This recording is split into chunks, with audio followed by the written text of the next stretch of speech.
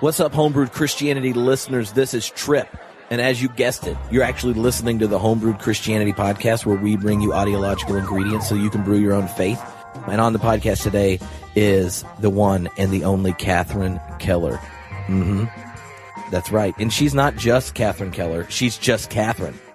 That's because then her initials are JC, and she is the fourth person to evolve, to escalate, to crescendo into that wonderful proto-eschatological banquet that is the four JCs here at Homebrewed Christianity. We like to proselytize for JC, obviously the just freaking awesome JC of the first century homeless Jew variety, but also Jack Caputo, John Cobb, and now the fourth one is just Catherine, established this past year at AAR, which is amazing because this year at AAR, we're having another person whose first name starts with a J, but the second one is an M. So there's absolutely no way that Jürgen Moltmann is going to join those four in that proto-eschatological banquet of names I somehow use their initials and think is important.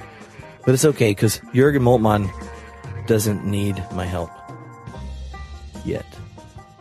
But we'll have a beer named after him and a cartoon version of his head on the side of the homebrewed monk, that if you come to Atlanta for AAR, or you just live there and are going to go to the live podcast on November 20th, you'll get that mug. You'll have beverages put in it from our awesome sponsor, Phillips Theological Seminary and Fortress Press. Say hi, Nathan. Hi, Nathan. Yeah, Nathan is a new student here at the Hatchery. I'm Director of Theology and the Humanities. You should really come to Redondo and hang out with us in November when Rob Bell and Don Beck and everyone's going to be here for the Unfolding Spirituality Conference. Guess what they're going to do at it? Barry Taylor is doing a beer pairing record listening party where you get notes for each song of Bob Dylan's Exodus album with like a taster of a different beer, and the pairing of the song and the beer turns into like a group listening. No one talks, but you drink beer and read it together. I think you should come just for that. You can use the code HBC and get a discount on the ticket. Most importantly, before we jump in and talk to Catherine Keller, the Homebrewed Christianity Guide Series is now available for pre-order.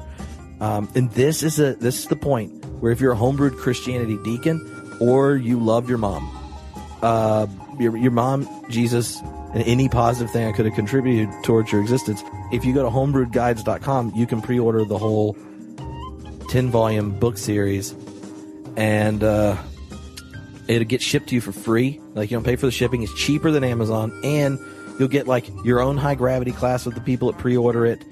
You get a really sweet Jesus is just freaking awesome sticker, because why not? You get a theology nerd membership card, because there's nothing more fun than pulling that out and showing someone and being like, oh, I'm legit. This is a Homebrewed Christianity podcast. Just Catherine Keller is coming. And she just got announced she's speaking at Progressive Youth Ministry Conference, so you should go to that anyway. Rob Bell's going to be there, and he's going to get showed up. You want to know why? Just Catherine. If I was loose-tongued and said exactly what I thought, I would say that her farts are cooler than Rob Bell. But I'm not going to say that.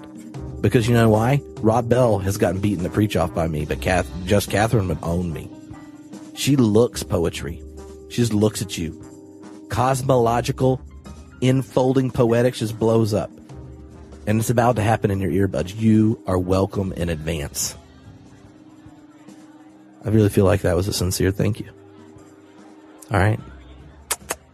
Hello, Homebrewed Christianity listeners. This is Trip, and today is JC. Just Catherine is in the house. That would be Catherine Keller.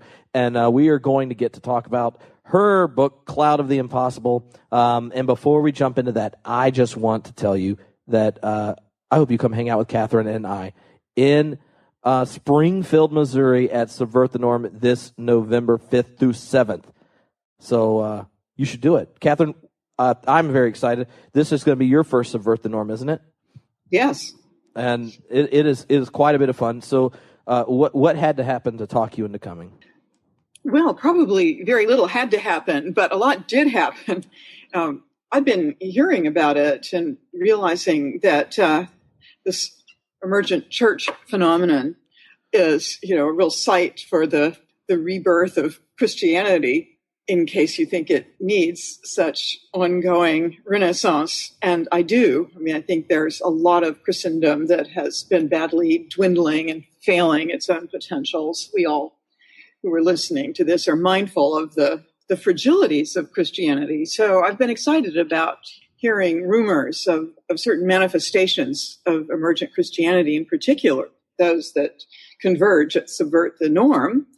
Missouri's, anyway, a kind of home state for me, so I get to go visit family in St. Louis afterwards. That wasn't crucial, however. Perhaps what was crucial is that a student of mine, Karen Ray, was asked to actually organize this one, and that there are just so many friends and friendly thinkers who take subvert the norm so seriously, like Jack Caputo, like yourself, as far as that goes, like Philip Clayton. So I've been interested at a distance, and I think this will be fun. And I hope that I get to meet lots of you who are actually tuning in right now. Yeah, I'm excited about it, and I know that it's going to be quite a bit of fun.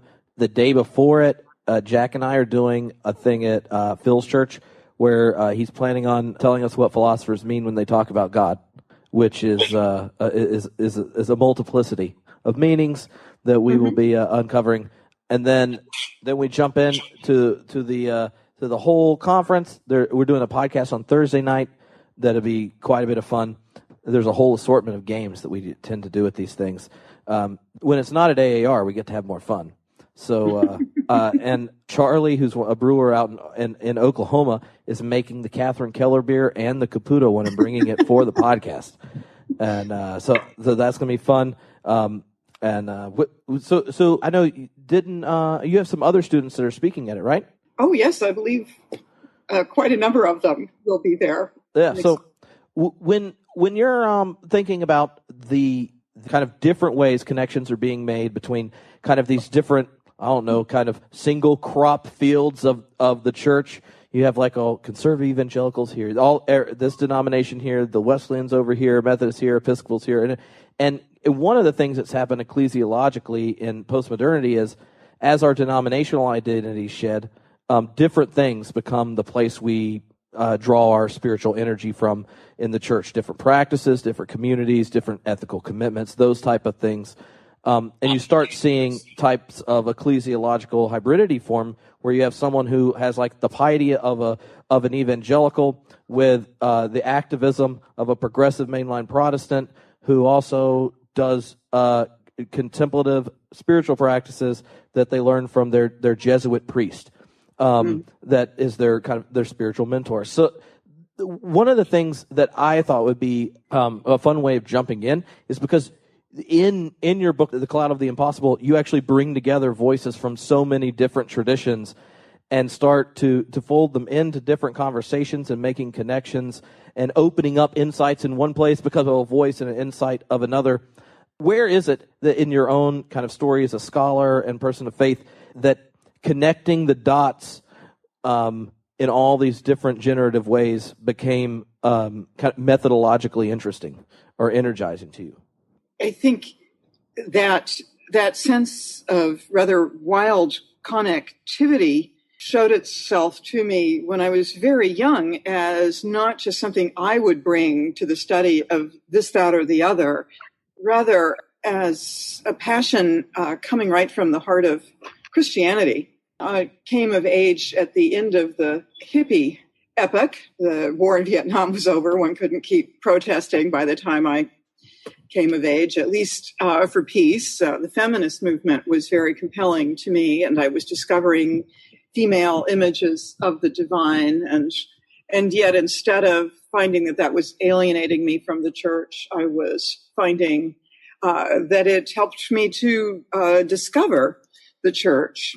I hadn't grown up in a very churched family or world, just with some phases of acute consciousness and some involvement all along the way, but often just at my own initiative. So feminism actually propelled me more deeply into Christianity because I was really curious about the first stirrings of feminist theology that were happening and really interested in how such such a gentlewoman loving guy like Jesus was able to be turned into the great idol of patriarchy, to put it bluntly. I mean, that made me curious by the time I was 17.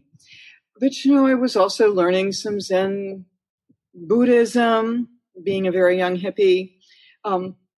Went to college and actually had a great course in Old Testament, as we called it then, and began to put a lot of the pieces together. But what I realized about theology was not just that it takes into itself aspects of that older prophetic tradition that had fueled a lot of the anti-war demonstrations and that I was tapping in an initial way for feminism.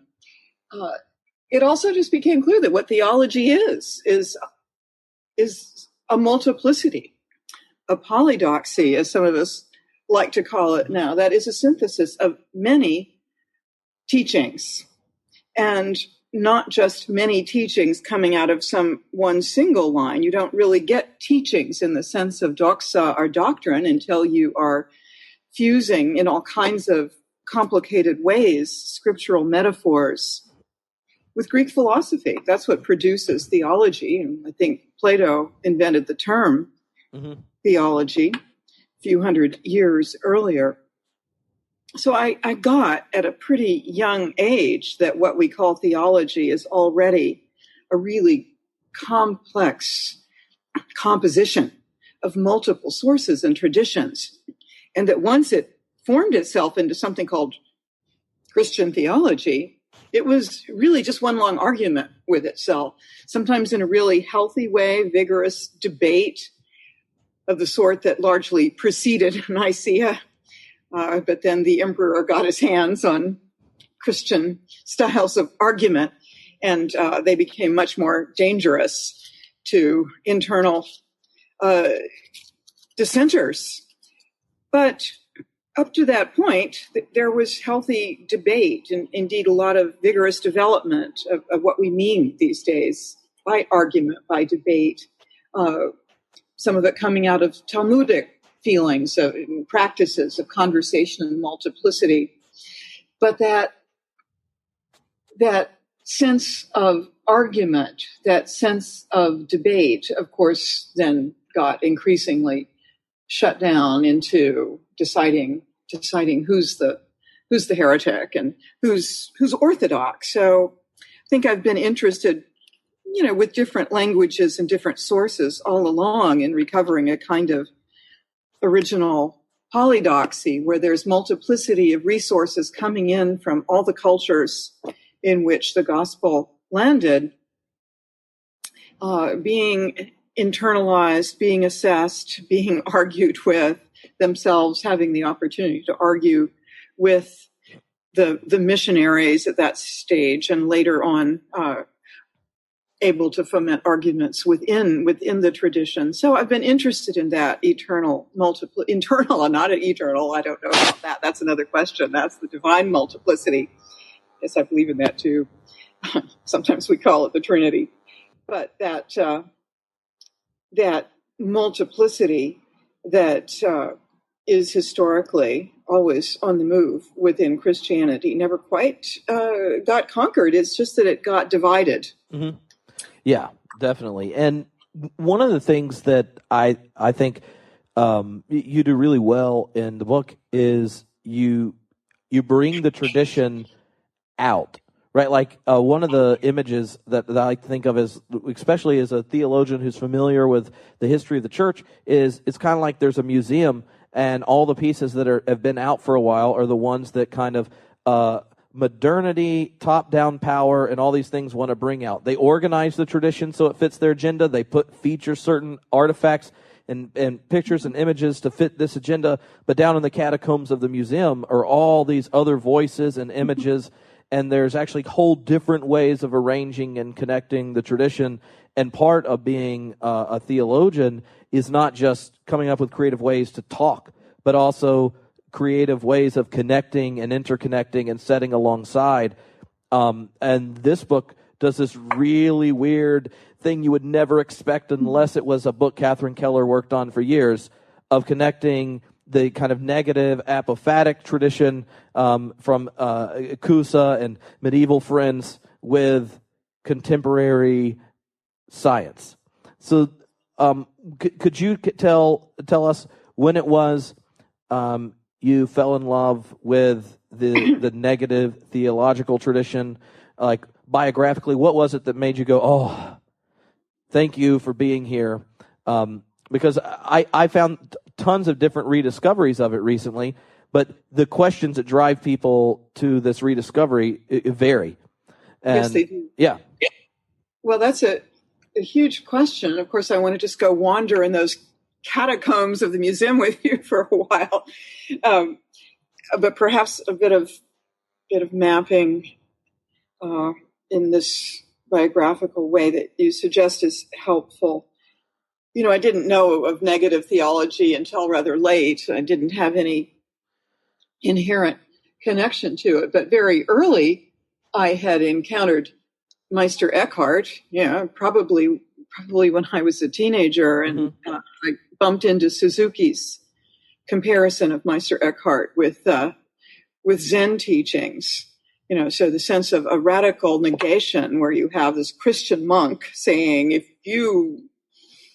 you think you love God when you love a spirit, an entity, a being, a God,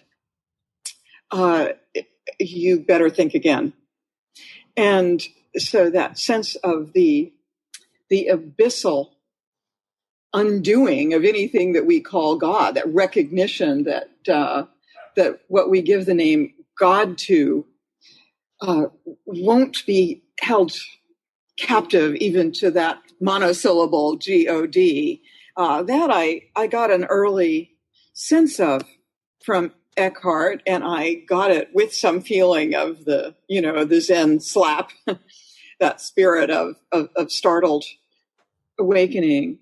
But my journey went in different directions, and it really is a providence, not a deterministic providence, but a very gracious providence that lured me to process theology and then to Claremont to work with John Cobb. And I think a lot of the people listening now know something about process theology, right? So I won't go into that much unless you guide me in particular ways later. But I mean, I've never turned anyone down from talking about John Cobb. But yeah, I think if people aren't familiar with process thought, then they should just get familiar. Yes, yeah, every life is better with a little more Whitehead. Yes, My Own the Mystery is not a bad introduction to it, but John Cobb, in his endless texts, is the best introduction. Process Theology and Introductory Exposition, or now Spiritual Bankruptcy, right, is one I really recommend. But Process Theology will take care of itself here. I just want to say that's the direction that I moved in from seminary on into some doctoral work in Claremont. And I still consider myself a process theologian. I'm really not coy about that anymore. I think there were a few years where it was embarrassing as a feminist to be so, caught up in interpretation of the texts of dead white guys. But life is short. I can't really conceal the tremendous impact of a bunch of those process white guys and some good gals too, like Marjorie Suchocki, on me. But this is actually not a direction that takes you into the apophatic, is it, or into negative theology? It's much more cataphatic. Cataphatic, I mean, I'm not sure what words are familiar to everyone. Cataphatic is an old Greek term meaning positive saying about God, things that you say about God. God is good. God is love. God is a spirit. I believe in God the Father, da da da da da. This is all cataphatic theology, and its statements are almost always cataphatic, affirmative statements about God. Apophasis is their negation. and it's always oscillating with apophasis. It's never independent of it. It never erases all that we can say about God. It just relativizes our certainty. It challenges our arrogance. It undermines our mastery of God, the Word, and therefore it challenges us to really open up to the bottomless mystery. That's not really what process theology is about. Process theology is using one set of categories and metaphors to challenge some other sets. So it's using language often derived from Whitehead, brought into synthesis in a complex way with biblical metaphors to challenge a particular very standard notion of God as the all-controlling, changeless, unmoved mover, or and I always like to add, the guy in the sky serving pie by and by. So I found process theology incredibly helpful in offering a whole new set of positive statements about God, cataphatic language about God that would help to dislodge, in fact, to deconstruct all that had become arrogant or cliched or deadening in Christianity. But you see, that's still not apophatic theology. That doesn't play a big role in process theology. It's not, except in some of its edges, really focused on mysticism. It's more an exuberant, radically cataphatic form of Christianity that comes out. So it's later that I found, again, this mystical depth and found a need for it. In fact, found that in order to keep believing my own process theology, I needed to have a way always to be relativizing it even more than it relativizes itself, always to be making sure that we're not turning process theology into some, idolatrously certain system. That's certainly not the spirit of John Cobb and of Whitehead. Yeah, and because even the whole beginning of process and reality, the whole explanation of speculative metaphysics is the speculative part, not the finality of a system. Exactly. And the God talk for Whitehead comes out of that speculation, is understood to be that, and is therefore part of what he calls a set of the whole basis of the project, a set of metaphors mutely appealing for an intuitive leap. And that mute appeal, isn't that interesting? Because Process and Reality is a very wordy book to base on metaphors mutely appealing for an intuitive leap. But that muteness, that's the quiet apophatic element. So you could say, I'm just really developing that apophatic element and then bringing it into relationship to all kinds of sources that have very little to do with the process trajectory. I wonder how much of that kind of emphasis on cataphatic talk, God talk for process thought has to do with its peers in kind of mainline Protestant progressive theology. That Gary Dorian likes to kind of point out that process theologians or people that are secretly really friendly with us are the only ones that talk about God very often when doing theology, that the other kind of schools of thought are ones that they're not apophatic, they're just apathetic when it comes to talking about divine reality, divine action, and that kind of stuff. And so I feel like there's that one sense as a process person, you're going, no, you're missing just how awesome philosophical theology can be. There's all these different beautiful images and this kind of stuff. And when we get around normally to doing something akin to apophatic, it's kind of Cobb's move of Christology going into creative transformation. Right? So it's in those images, there's the disappearance of Christ, but there's also the creative transformation becomes a present, active, vibrant reality. And as Christ for him. Right. So I wonder how that how much of the so when I read your negative and apophatic stuff, I don't ever feel like, oh, this is doing something completely different than David Ray Griffin. I feel like it's a different tone, a different conversation partner than what he's doing, but not completely foreign. While some people would say, oh, well, there's Catherine and Faber doing their poststructuralist, friendly, mystic process over here, and all the way on the other end is David. And maybe Loomer connects the dots or something. But can you say something about how you see the conversation partners for process theology proper in theological thought could impact the way we talk about God and emphasize the cataphatic side, and where that conversation ran dry and you turn to the mystics and the apophatic tradition? Well, thank you, Trip. I could just, go ahead and trip over what you said, paraphrase it, because I think you've made the point. Of course, a good questioner is always, kind of secretly answering his or her own question by posing it. But, or people that are really, really just awestruck by someone, you just, your weak-souled self projects it on them and just hopes it's not destroyed. But hopefully that's not what I'm doing. I'm going to let you unsay yourself, but as a mark of your modesty. But no, I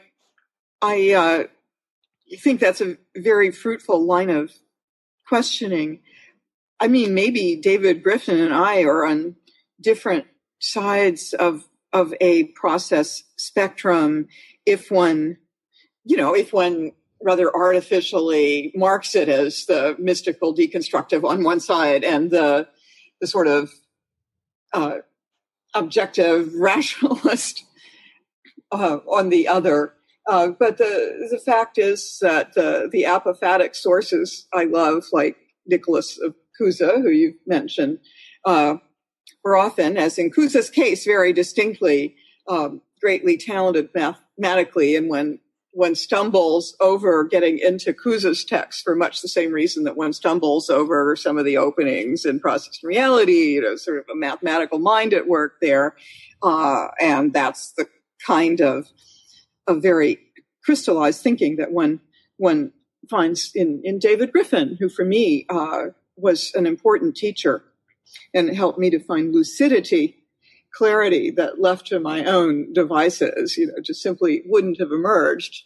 I was finding also clarity working with John Cobb, but his was a more gentle solicitation. I benefited a lot from David's argumentative style. So, as with most spectrums that are created by a binary opposition, I'm finally just wanting to deconstruct the binary. However, that might be a symptom of my being on one side of the binary, which is that poststructuralist side. So I think you're asking me to say a little bit more about the way that works in relation to process partnership, without getting into a whole lecture on the process poststructuralist complexity. But yes, Roland Faber and I share a lot of interests in continental thought, especially as it came out of Deleuze and Guattari. I've been also very interested in influences of Derrida, but I had come into an interest in poststructuralism while working on my dissertation, and that was encouraged by John because of the work of Luce Irigaray. So these French thinkers have always been with me, but gradually it seemed important to develop a more overt interchange as part of the interdisciplinary that process thought is so good at. Mm-hmm. This was one that stretched us and challenged us methodologically in a new way. Yeah, no, I get it. And one of the other ways of, I guess, getting at that connection that came up in the book is both in thinking from the science side, both you and Griffin would agree that Whitehead addresses kind of modernity, sensationalism, its dualism, and its materialism. Like those kind of latent critiques in the image of the world, that you're undoing the kind of a Newton, and you're undoing Hume, and these kinds of activities, and you're both looking at science and taking this philosophical way, and then I feel like that you give it give it an extra shot of caffeine, and and you let it get going and explode and make these beautifully poetic and powerful insights. So maybe you could kind of talk a bit about how the conversation partner of contemporary science came into play with your friendship with Kusa. Right. Yeah, good. Sure, right. Of course, my attunement to natural science comes right out of working on Whitehead and working at Claremont and learning a lot from David Griffin, who really developed a lot of the dialogue with various forms of contemporary science so much, especially physics. So I had picked up a lot of science in graduate school in theology that I had not picked up in my intervening education. The last science course I had was in my freshman year, physics for poets, I think it was called. That took care of the requirement. That was it for me, until actually I was working on Whitehead many, many years later. So it wasn't the center of my interest, though. However, embodiment and materiality, of course, always has been very much the flesh of what I do, of what feminism in theology does. It's at the heart of the flesh of Christianity. We sometimes call it the incarnation. And so reflecting on that carne, that flesh in fresh ways, is just the work of any good theology, any theology that wants to make a material difference in the world, that wants to materialize its meanings. And so that's always been going on. But what about Kusa and physics? Yes, they each get a chapter in Cloud of the Impossible, and they make an odd duo at first, but not so odd against the background, actually, of process thought. Because it was probably scavenging around looking for some clues to an earlier form of relationality, of cosmic relationality, that I really first bumped into Kusa. Because you can't find very much of it in Western traditions before some kind of intuitions emerge in German Romanticism. And really, it doesn't get systematized as insight until you start, maybe the naturalists like Emerson, got it in a breakthrough way that were made up of our relationships. But Whitehead's the one who really first systematizes this intuition into relationality, into some sense in which everything's related to everything else, in however negative or trivial or distant a way, that to be different isn't to be separate. That's the intuition that's always been driving and haunting me. Feminism, process thought, Christianity, whatever. And I was wanting older Christian sources for it. Didn't want to just always depend on Whitehead and then sort of pop back almost evangelical style just to metaphors, in Scripture. I need to keep popping back to metaphors of Scripture because it's abundant with intertwining vines and limbs that are members one of another. But I wanted something in between that was truly theological. And so I found Kusa and began to realize, because it was very raw for me. I'd had no introduction. He's not a known figure. He's one of those artists whose art is down in the basement of the Museum of Western Christendom. But I found there the full statement of a cosmology of interconnectedness, not just panentheism. He's an utterly clear panentheist avant la lettre, before that word existed. This is now 1440 that we're speaking about, the very early Catholic Renaissance. And I found there a thinker saying everything is connected to everything else. Each is in each, and all is in all, is the way he put it. Each in each, and all in all, and therefore, all is in God, and God is in all. Mm-hmm.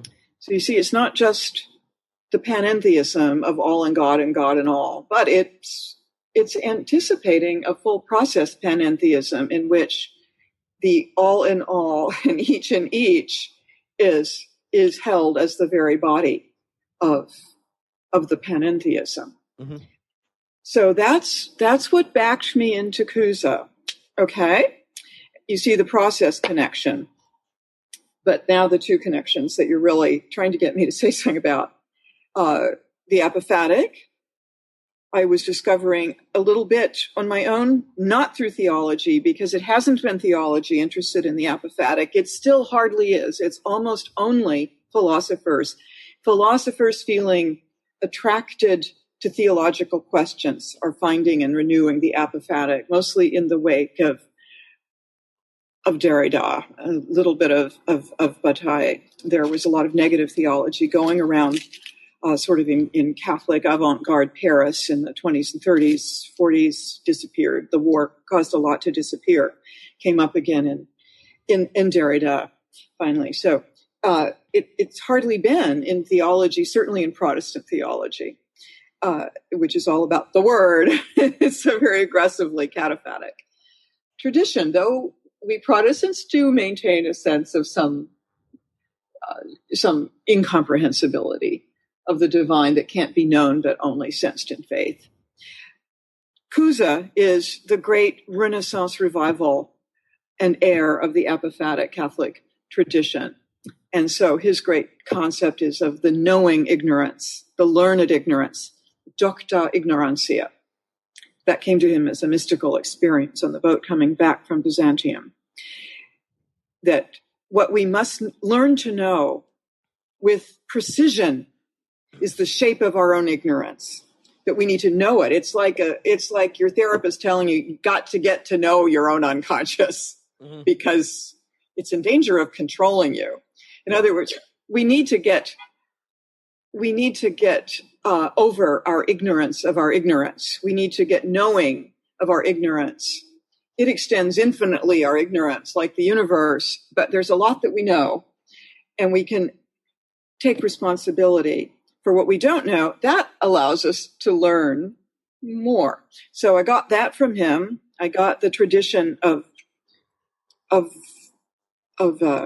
Gregory of Nyssa and all of the interpreters of Moses meeting God in the dark cloud, received through Cusa and his cloud of the impossible. That's his phrase. Physics, you're asking. What about the physics? Well, one of the things that I think that unless you're processy sensible won't make sense is how process reasonable it is that an experience you have in intense contemplation makes sense to use in reflecting about metaphysics, right? Like, because Whitehead constantly talks about when he uses the airplane metaphor, where you're taking off and coming back down to is the very world of experience and interactions and interconnectedness that's there. A part of our way of denying it is actually metaphysics that says, no, only what's real is what I can put under a microscope, what I can sense, what I can determine and quantify and qualify, and that type of thing. And even Cusa's image, I find a beautiful one, that it would take a process sensibility to go, oh, well, isn't that a wonderful way to make some connections to quantum entanglement, right? Because we're going, yes, we're all creatures of creativity, and we're like, those type of things just start leaping out, and then those connections become possible. No, that's brilliantly put, Trip. And what you're doing is implicitly linking for us two meanings of experience that used to be one meaning in English, that is experimental and experiential. still when Wesley is talking about experience as crucial 1 out of 4 criteria of the quadrilateral, it has both meanings, and therefore Wesley was very interested in his pastors getting to know the exciting emerging natural science of his day. And that's the case in Whitehead too, that aeroplane landing to test the insights that we have when we're up in the little aeroplane and getting such an overview up over the clouds. He's meaning to test in the ground of our experience, and that sometimes means a microscope or some empirical test that can be done in a laboratory. And much more often, it means the test of our own lived experience. Of course, that's partly why so many feminists have been greatly helped by Whitehead, the focus of a theology on human experience, and yet not just in a pious way that says, whatever you experience is somehow God speaking to you. No, you have the obligation that your experience hopefully strengthens to keep testing your own experience with new experiences, new learnings, new relationships, and with the developing strength of your reason. But back to Cusa and science for a moment, because there's something else I just want to say about what flipped me into being a conduit, for a damn old Roman Catholic cardinal of the 15th century, another great white dead male. Very embarrassing. So how did he get possession of me for these years that this book was brewing? Well, it had something to do actually with natural science, with physics. And here it is. It's that I was reading along really quite entranced with this negative theology and reflection on the divine infinity as infinitely exceeding what we can know, but he's always insisting we can conjecture. It's just that our conjecture is going to be more faithful knowledge if we realize our ignorance. We realize that we are not absolutely knowing anything. So I was getting that, and I was getting the interrelatedness. I'm reading along Book 2 of De Docta Ignorantia, and just reflecting on the divine infinity and an old conundrum of God as the sphere whose circumference is nowhere and whose center is everywhere.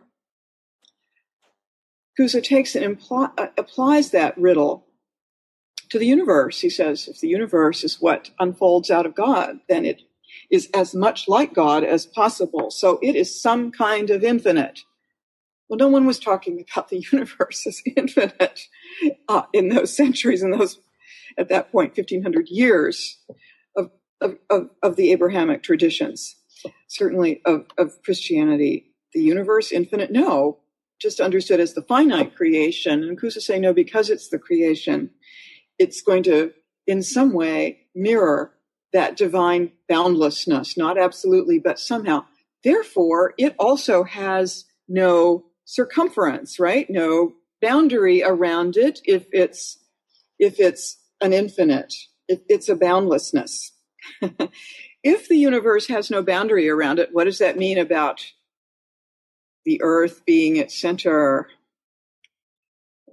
Can't be, because there is no center. There is no bounded center. There is no fixed center of the universe. And so Cusa says, so the earth is not fixed, and the earth is not the center of the universe. And he goes on to say, no star is the center of the universe.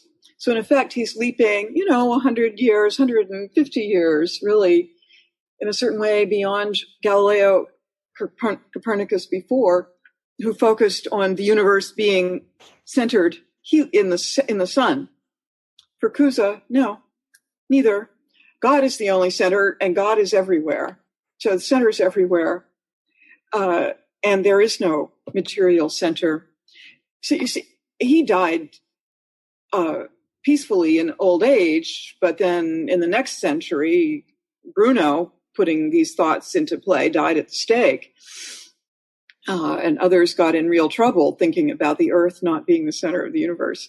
So I was just wowed by what kind of incredibly precise, indeed physically, astrophysically precise, correct, apparently, kind of knowledge is just unfolding out of a mystical contemplation on the divine infinity and its utter boundless relationality. So you see how this begins to come together for me. Mm-hmm. Yeah. No, and it's also a really inspiring picture of what contemplative and spiritual practice is to do.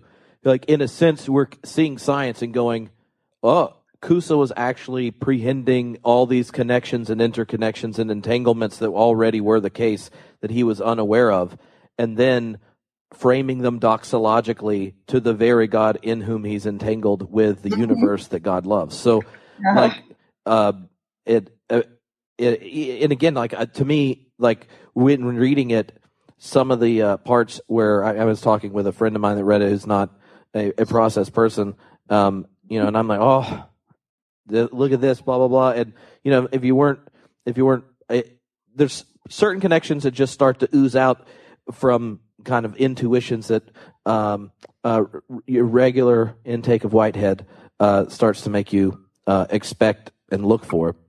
And in the other one that I think that was right there in what you were saying is this shared critique with a lot of other kind of postmodern, poststructuralist, deconstructive advocates, and also the unique twist, like in sharing with this critique of like a metaphysics of substance, and sharing with the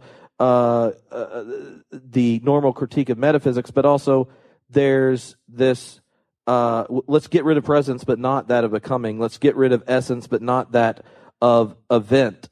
And in the entanglement between this negative theology and this cosmological picture that's blowing our minds that we're coming to see is the possibility for some philosophical poetics that evoke more than a lot of our friends would want us to start evoking, if that makes sense. It sure does. Even Jack Caputo is now using the term cosmopoetics, though he doesn't get into entanglement at all. But we are realizing really in this millennium that there are some stunning mysteries unfolding at the dark edges of physics. Dark matter and dark energy are some of the most intense forms of it. And it's no surprise then that there are increasing developments of conversation between religion and science becoming possible. And Philip Clayton, who I think is familiar to a lot of your folk, is a real leader in staging conversations like that. And I was really happy to be on Star Island just early in August, which is a 60-year running week, once a year week-long conference on science and religion. We were relating it actually to issues of sexuality and queerness this year, the science-religion dialogue. But I was working there with the metaphor of entanglement, because as you say, it has immediate resonance for process folk who think about things already as all interwoven with their context and with their wider universe. Each context is intersecting fellow contexts and is made up of subcontexts. And so there's a lot of socio-political thinking inherent also in this relationality. It's a radical contextuality, but the context of the cosmos is the biggest one that we can think about, unless we want to just name God an even bigger context of contexts, perhaps. So the dialogue that's going on with science is just, I think, going to become more and more inviting. I mean, it's still hard. You still just are likely to get swatted down as any kind of theologian for doing any work with science. There's just a lot of folk waiting to say, oh, it's, it's just really none of your business. A colleague in physics at my university said to a friend of mine recently who brought up some issues in science, you theologians should just reflect on what comes before the Big Bang and after the heat death of the universe and leave the rest to us. Well, sorry, we're actually interested in life in the world as it's unfolding. We think we have something to say, but there are such a rich tradition of physicists and scientists of other kinds who've been in dialogue. Now, I think I gather a nice collective of them together in my chapter on quantum entanglement, and some of them have been physicists, important physicists, very much directly in dialogue with process thought, like, of course, Henry Stapp from the Lawrence Livermore Laboratories, whose rather recent book, The Mind-like Quality of the Universe, is deeply Whiteheadian, and who also reflects a lot on quantum non-locality. But those are all interesting conversations to get into. What I just think maybe theologically I want people not to miss about quantum entanglement is the kind of universe that it suggests. If it's true, as it seems to be now empirically testing out for 35 years, that you take two electrons, you combine them artificially in a laboratory, you entangle them, and then you separate them, and they whiz off, flying predictably in equal and opposite directions at exactly the same angle of spin because they've been entangled.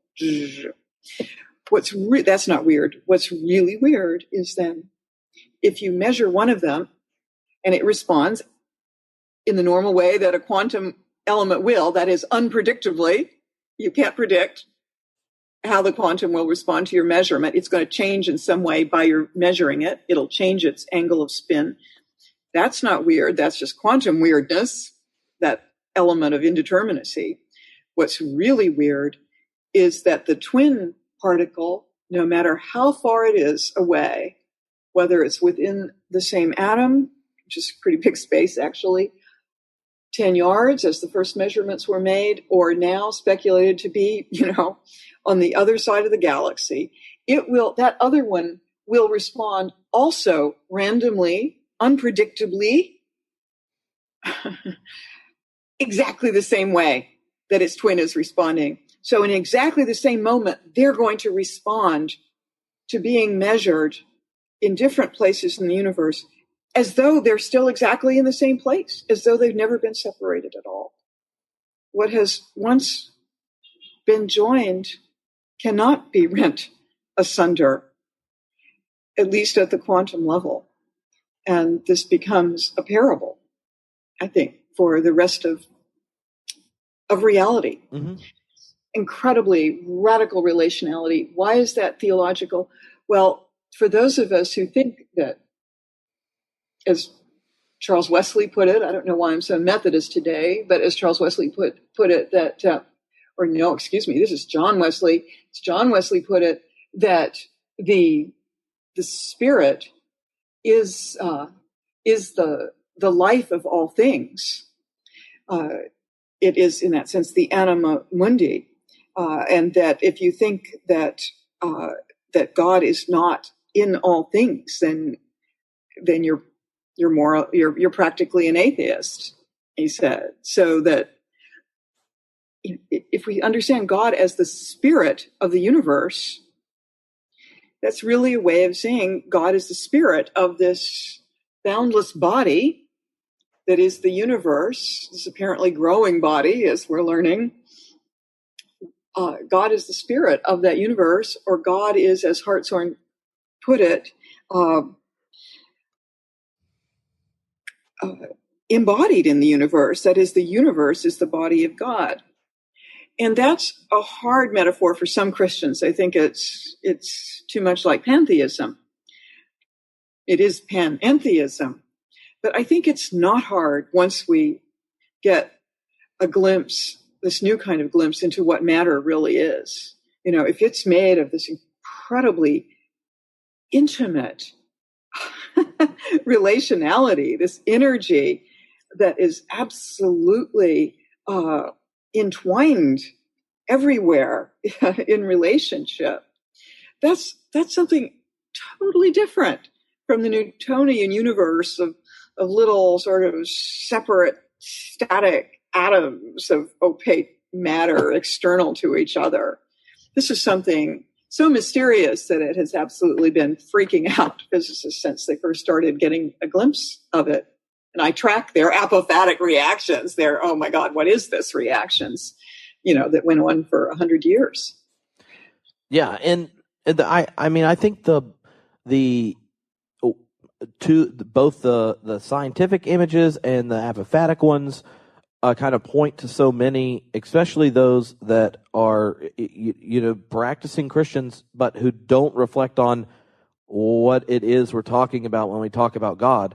Because science is saying, actually, what you think is really real actually isn't what's most real. Look at this quantum entanglement. Did you know you are only sensibly aware of maybe a fourth of the dimensions you participate in? Did you know you're a collection of stardust, and you're going to reproduce yourself every 7 years? And there's so many weird things that are so not commonsensical that we see as this kind of unfolding interconnected mystery that is our existence. In the same way, the apophatic tradition is going please don't miss the point for the point on your page, because the whole point of this doxology, this mystery, these confessions, is to awaken ourselves to this greater mystery that's getting itself done in between us and through us and in the midst of this beautiful world and life we've been given. And so both the science and in the apophatic tradition kind of call us, as ones who still dare even use word like God, to recognize all that we think is so easy and normal in our talk about God could be problematic from a scientific side or from just the mystical side, and that there are connections to be made. And often it's super threatening, right? To reevaluate the concept God is scary as hell. and often we just keep using the word and are never clear about what it is we mean. And so I'm interested in how that tension around becoming more clear or creatively unclear about what God means has impacted the way students and ministers of yours have gone on to tend to the word God, be it as as a minister, as just a person of faith, because there's a lot going on in it. Right. And I think something that I try to make clear to students who find themselves in the Introduction to Systematic Theology core course that they might have to take with me, that I'm actually not here to change anyone's mind.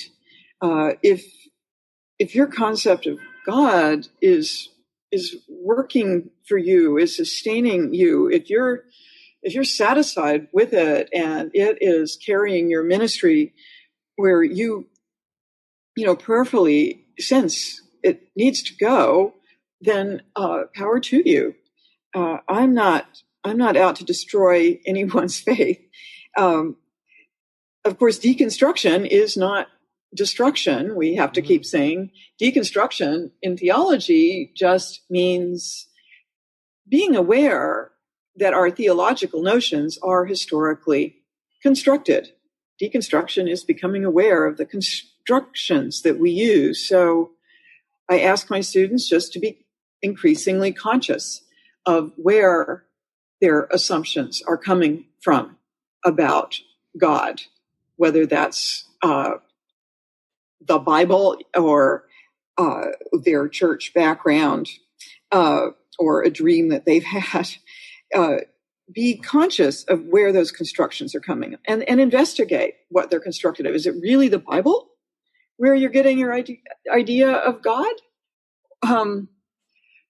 Well, not if you call God omnipotent. The Bible never does. There are some uses of the term all-powerful in the Bible, but they turn out to be mistranslations of of the Hebrew for God of the mountain. So look at the constructions is all I'm asking, folk, really, in the first round. Just become aware, if you think you're just interpreting the Bible, like a lot of people think the Bible says something about the end of the world. Sorry, the apocalypse never goes there. There's some radical catastrophes that happen, but the world doesn't end. No, it goes on in a transformed form. So a lot of times people think they're literally reading the Bible, and in fact, they've got some very highly constructed frameworks. I just think what we can do is if we're wanting to work together, ask folk to become conscious and take responsibility for those constructions.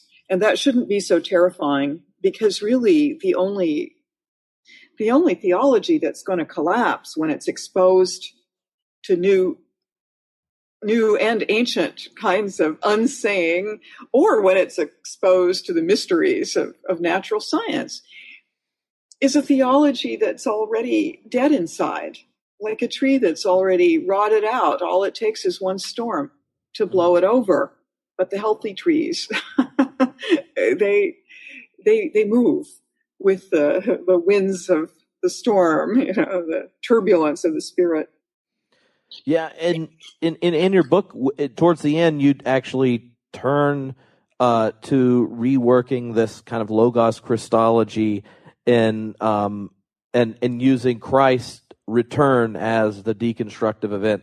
One of my favorite lines was, you said that when Christ comes again, now and then, it is to deconstruct the Christomonist certainties. Jesus was not alone himself.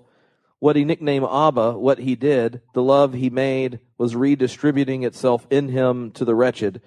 Given that the least remained so many, was this embodiment a failure? Always a kosher question. The incarnation remains an experiment, results still indeterminate.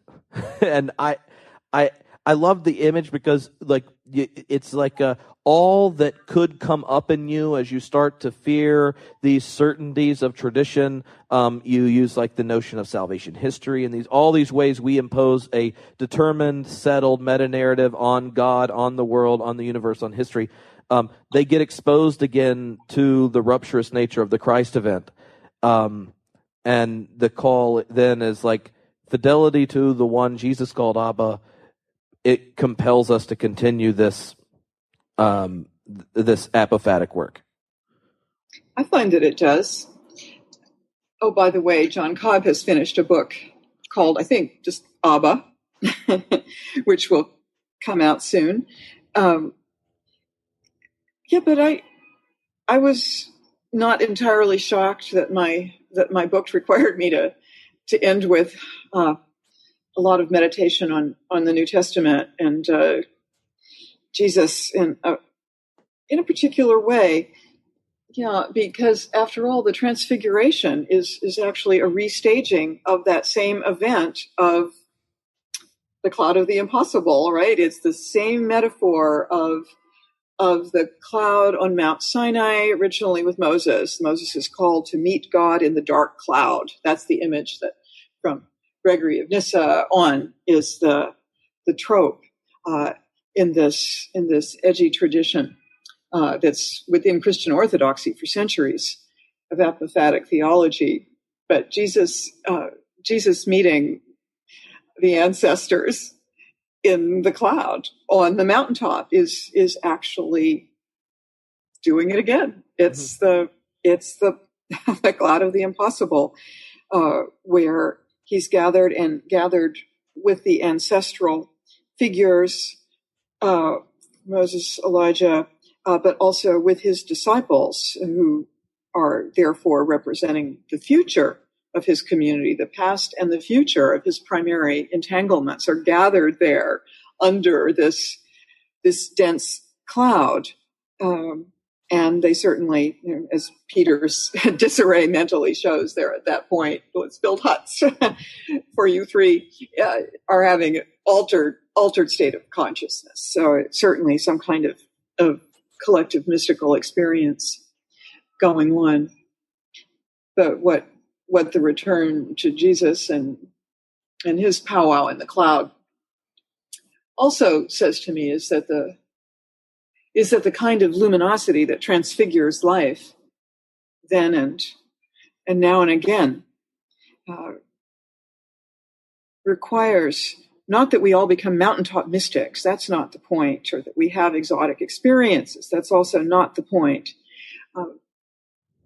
But that we tune in to that gospel of radical love, right? Where Jesus is leading us on a way, and as a very strong leader, insisting that it's really like not about him, not about me, folks. He's the way that allows us to move forward. That's what it's about. Our moving, our becoming on that way that he has made himself for us. It's for him so not about him. He so seemed to have despised the Lord sayers and sent them off, Matthew 26, to face the consequences of having confused it all, whereas he wanted to be found as entangled, in the poor, the prisoner, the sick. So trying to get those glimmerings of a quite radical social entanglement helps materialize the depth of a mystical tradition. Mm-hmm. Because even in the Transfiguration story, the request, let's build the booths and stay up here. But in the synoptic narratives, that's the transition towards Jerusalem in Jesus' kind of kingdom enactment mission. That's when he's going to confront the powers at that point, when he goes down off the mountain. And I think there is a sense in which your book does that too, right? It's like, we're not going to deny the spiritual excess, the cloud, and these things, but what is it God does in God's business is actually moving towards materiality, embodiment, is addressing the powers and principalities. There's a political message to the other side of the mysticism, and can you connect those dots? Because I think a lot of people listening, it's like, well, you can have some theologians, they like doing like the prayer and the mystic stuff. Then you have like people that are more like pastoral. And then you have like the nerds who just like to think about ideas. And then you have like the political people over here. And often those silos of thinking, those are just as entangled and getting mixed up here, as well as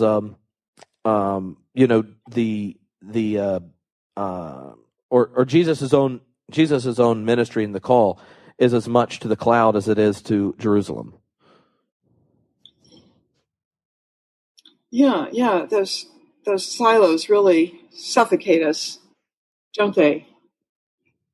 So my sense is that that we need the greatest depth that we can access, and that flows through the mystical tradition. It flows at an abysmal depth that taps the turbulent waves of the creation, the Tehom. The deep itself is tapped by the depths of the mystical tradition. And why do we need it? Well, not so that we can drown in it, not so that we can lose ourselves, but that so that we can be moved to cast our net further, go out deeper on the water, says Jesus to the disappointed fishermen friends of his. Go out deeper. Going deeper is also going out further and casting that net. And so, yes, we need those mystical depths in order to to energize and guide and replenish ourselves so that we can keep making the difference that we are called to make in the world. And it's a big difference that we make, and we can make a bigger one. I mean, the kinds of folk who are listening to this show are often Christian leaders who are involved in important ethical struggles around social justice, around hunger, around the rights of LGBTQ folk. And of course, now the context of contexts on the earth is the health of the earth itself. We're all called to think together about eco-justice, eco-social justice, what the Pope is calling us to hear, the cry of the earth and the cry of the poor. Laudato Si, I think, is an important document for us all. John Cobb's edited a book that I have an essay in, and about 35 others of us do, published within 2 months. It's available on Amazon now for our Common Home, the Common Home, that is a set of responses to the Pope's climate encyclical. That's an interesting example of Christianity from way above, a very hierarchical, the most hierarchical form of Christianity, moving into radical identification with the poor down on the ground of the living earth. It's a great example for us, and we can, I think, as various kinds of Protestants, benefit from that dialogue and that way of moving from an in-depth mystical tradition, for him that's the tradition of St. Francis, into strong action in the material world, strong action against unjust economics, strong action against insane forms of unregulated capitalism that don't take responsibility for their destructive practices in relation to the most vulnerable humans of the planet, which is the majority of us, and in relation to the now really very apocalyptically fragile earth itself. Mm-hmm. Now, is this going to be an apocalypse after all? Is that the book that's bubbling? Apocalypse after all? Question mark. Question mark. So yes, I think so. One of the things I've always I talk myself back and forth is, does our kind of hierarchical, patriarchal image of God create those realities, or do those realities discover a theology that works that way? Like, which one is it, the chicken or the egg? Hierarchical images of God justifying and then creating the world, or is it like we go and discover the theologies for the power system we already have? How do you see those two relating? Oh, isn't that a treacherous question? I'm going to break the egg before the chicken can be born from it. But you go all the way back. You go to pyramid power. It wasn't a monotheistic God. It was a polytheistic kind of hierarchy of power gods who were inspiring and enabling the imperial organization of power around slavery and radical class structures. But isn't it always an immediate entanglement that we have between our images and our actions, our ideas and their materialization, and then the materialization stimulates and embodies new ideas? I think it's a circle that can be vicious, but if it's the good ideas getting launched, if it's this anti-hierarchical gospel getting preached, then we've got some real hope that kind of entanglement moves quickly too into practice. Yeah, it pops up when you see just how attractive it is to watch a pope actually do things you think the vicar of Christ might do. But it's also like, if you, he still passes his Catholic theology test, and with a nice, great chain of being and all sorts of stuff in it. So women certainly not about to get ordained either. Yeah. So right. So the kind of attraction that comes up when you watch because of what Pope Francis is doing. He's actually embodying a type, an image of power and things that breaks from what you would assume is the case, especially after Benedict. But Right. but then you're going like, hey, have you thought maybe your image of God might be as nice as you? Because you seem like you're really doing some cool stuff here. Like when he washed the feet of the female Muslim prisoners on Maundy Thursday, I was like, well, that's about as good a sermon as you got, right? Yeah. Like, and then so you wonder, like, is it because he's in this place of power that I wish didn't exist in the church that it's that powerful, or is it the act itself that's that compelling? But it raises the tensions I have between kind of, well, we would be better off if we just fix this image of divine power because I know it's bad. But anyway. More complex situation, isn't it? I mean, of course, we're actually grateful that he has the power he has because of the kind of theology that he's embodying. It would be beautiful for anyone to be going and visiting prisoners and washing the feet of the female Muslims. But because it's he, it gets really good coverage because it's he doing eco-theology. Mm-hmm. We have a new hope for the world. And look, I even have to say, I do this in my little article on him in the book. I have to admit, I think it's probably lucky that his theology is still somewhat patriarchal and that he's still certainly not breaking the big barrier in relation to gender and sexuality. Why do I think that's probably just as well? Because I think it gives him a chance of actually being heard by some critical mass of Catholics and of indeed conservative Catholics who will feel drawn to hear him because he's the Pope and he's not going to seem just totally wacko to them. Mm-hmm. If he went all the way, he would discredit himself and seem wacko. At least for now. So, there are these interesting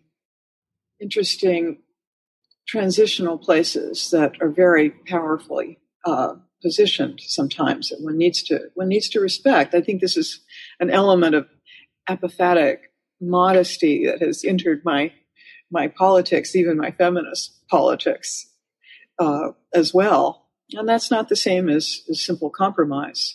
That's really trying to be alert to what can materialize now. Mm-hmm. What good is becoming possible?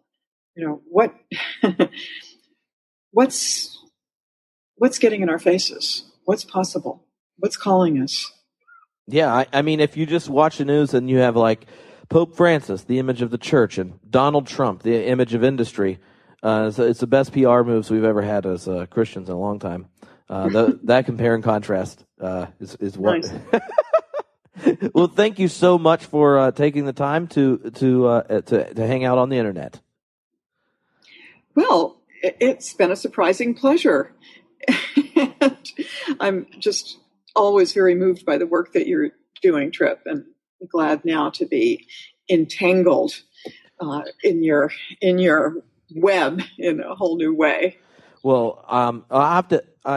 Austin joined me for the Homebrewed as a community group of people that basically are the ones that donate every month to pay for everything, and we have a reading group, and we read a couple of your articles a couple weeks ago, and Austin joined for the online discussion of it, and at the end I was like, all right, look, you hang out with Catherine all the time. I'm going to give you here's my theory of Catherine's process. Theology, and I go running through it, and he's like, "Man, well, I don't know if I've ever heard it said that way," and she probably would say something nice about it and like it. I have no idea. I'll have to try it out on you and subvert the norm because he's like, "Oh, I think she like you should tell her about it." I was like, "Yeah, but next time I talk to her, it'll be recorded and people see it. So if I fail miserably, I don't want evidence." Now I'm getting really curious. Oh, well, I'm sure it's on the internet somewhere. Austin's engaged apophasis there is a mark that there's a real mystery to be pursued at a future point. Yes. So maybe we'll have a time to talk in some fun ways in Missouri. Oh, well, I'm looking forward to it. And everyone, if you want to come hang out, it's November 5th to 7th in Springfield at Drury University. And when you get your ticket, if you type in HBC STN, which is Homebrewed Christianity Subvert the Norm, they give you discounts. It's Drury University. That's different from Drew University, where my theological school is, and I'd be glad for any of you to come out. Oh, yes. And when's your big conference? Oh, we are having our transdisciplinary theological conference this year in March, and it's going to be affectivity and divinity. Oh, nice. Dialogue with affect theory, which of course has some real roots in Whitehead in the sense of everything that is material having some element of feeling in it. It's a good place to end, because that reminds me of that incredible line that's on the first page of the encyclical in italics, that nothing in this world is indifferent to us. Nothing in this world is indifferent to us. Right? It's like, ooh, it's all affective and alive. Nice. Awesome. But you can always find out about the Drew Transdisciplinary Theological Conference by just Googling that phrase, or I think TTC, Drew TTC will bring it up. Awesome.